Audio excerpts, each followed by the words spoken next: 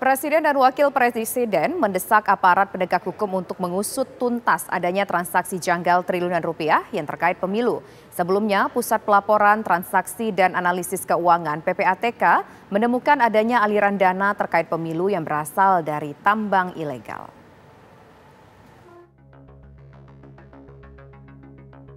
Pusat Pelaporan dan Analisis Transaksi Keuangan (PPATK) kembali mengungkap adanya transaksi mencurigakan yang diduga terkait pemilu 2024.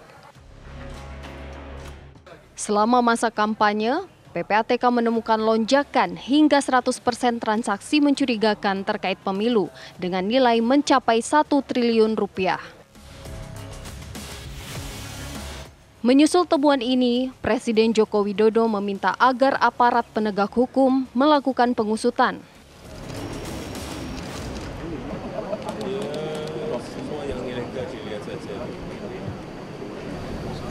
Kalau nggak sesuai dengan aturan, ya pasti ada proses hukum.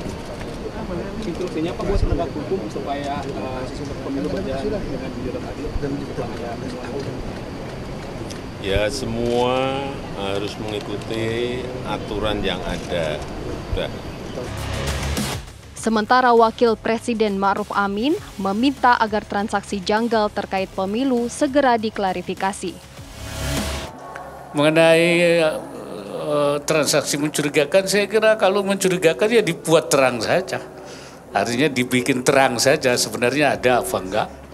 Kalau ada yang mencurigakan ya coba diusut aja secara tuntas. Ya seperti apa? Nah, kalau melanggar ya tentu ditindak, ya supaya juga memang diklarifikasi, jangan sampai menimbulkan kecurigaan-kecurigaan yang berkepanjangan. Sebelumnya, PPATK mengungkap adanya transaksi mencurigakan terkait pemilu 2024 dengan nilai mencapai 1 triliun rupiah. Kita menemukan adanya transaksi keuangan mencurigakan yang digunakan untuk membiayai pemilu.